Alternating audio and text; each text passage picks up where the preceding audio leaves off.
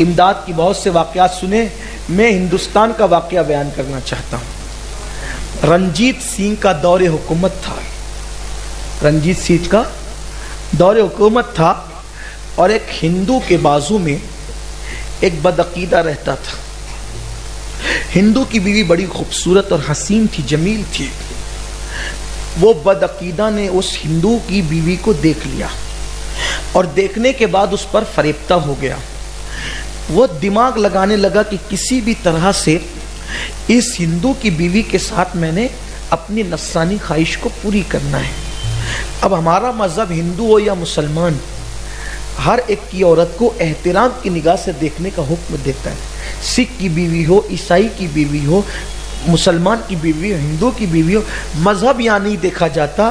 عورت بہرحال عورت ہوتی ہے، اور عورت کی عزت کا تحفظ ہمارے مذہب میں بہت ضروری ہے۔ چاہے کسی مذہب کی عورت ہو، چاہے کسی بھی سرحد کی عورت ہو، عورت بہرحال عورت ہے، بیٹی بیٹی ہے۔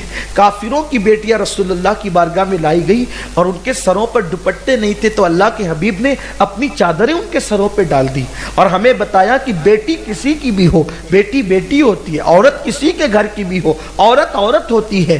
تو اس نے چونکہ تھا بدعقیدہ، رسول اللہ سے اس کا رشتہ نہیں تھا، تو وہ پاپی تھا، مجرم تھا۔ دیکھو حضور سے جس کا رشتہ کٹ جاتا ہے وہ پاپی ہو جاتا ہے۔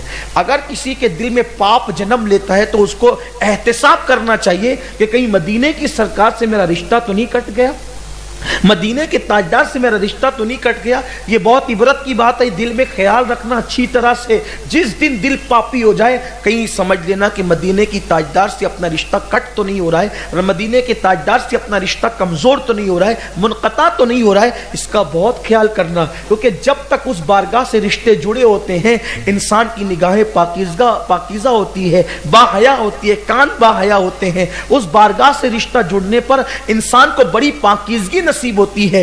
اللہ مجھے اور آپ سب کو بھی پاکیزگی عطا فرمائے، کیونکہ پاکیزہ بارگاہ سے جڑنے والا پاکیزہ ہی ہوتا ہے، اور پاکیزہ بارگاہ سے دور ہونے والا پاپی ہی ہوتا ہے۔ تو اس ہندو کی بیوی سے اس کی آنکھیں لڑ گئی، اور اس کو پاپ کا دل چاہا، موقع کی تلاش میں تھا وہ، لیکن پھر یہ ہوا کہ اس کو موقع نہیں ملا گاؤں کے اندر۔ تو اتفاق سے وہ میاں بیوی دونوں جا رہے تھے، اس کے میکے پہنچانے کے لیے اس کا شوہر جا رہا تھا۔ غریبی کا دور تھا اس وقت، تو لوگوں کے پاس اتنا مال نہیں تھا، تو پھر یہ ہوا کہ وہ دونوں چلے جا رہے تھے۔ اس کو جب خبر ملی، تو خبر ملنے کے بعد اس نے سوچا کہ فائدہ اٹھانا چاہیے، یہ ان کے پیچھے گھوڑا لے کر کے چلا گیا۔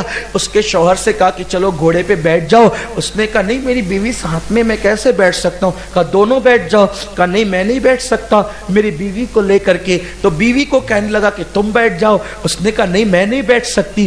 آخر کار یہ ہوا کہ جب بہت اصرار کیا، شدت کی، ڈرایا دھمکایا، تو اس عورت نے کہا کہ میں اور میرا شوہر تمہارے گھوڑے پہ ضرور بیٹھ جائیں گے، لیکن ایک شرط ہے، تم ضمانت دو کہ ہمارے ساتھ برائی نہیں کرو گے، ہمارے ساتھ غلط نہیں کرو گے، بدنیتی تمہارے اندر نظر آ رہی، بدنیتی نہیں کرو گے۔ اس نے کہا کس کی ضمانت دوں، یہاں تو کوئی ہے نہیں۔ اتفاق سے چونکہ ایک دوسرے کے پڑوس میں رہتے رہتے ایک دوسرے سے باتیں سننے میں آتی ہے۔ اس پڑوس میں تو بدعقیدہ تھا، اس پڑوس میں غوث پاک کی کوئی کنیز رہتی تھی، اس سے اس کی دوستی تھی۔ تو وہ جو کنیز تھی غوث پاک کی سنی کنیز، وہ اس کو بتاتی تھی کہ ہمارے مرشد غوث پاک ہیں، ان کی کرامت یہ ہے، وہ مدد کے لیے آتے ہیں، وہ امداد کے لیے آتے ہیں، ان کو پکارو تو وہ مدد کرتے ہیں، اور یہ ہوتا ہے اور یہ ہوتا ہے اور یہ ہوتا ہے اور یہ ہوتا ہے اور یہ ہوتا ہے، یہ سب چیزیں وہ بتاتی تھی۔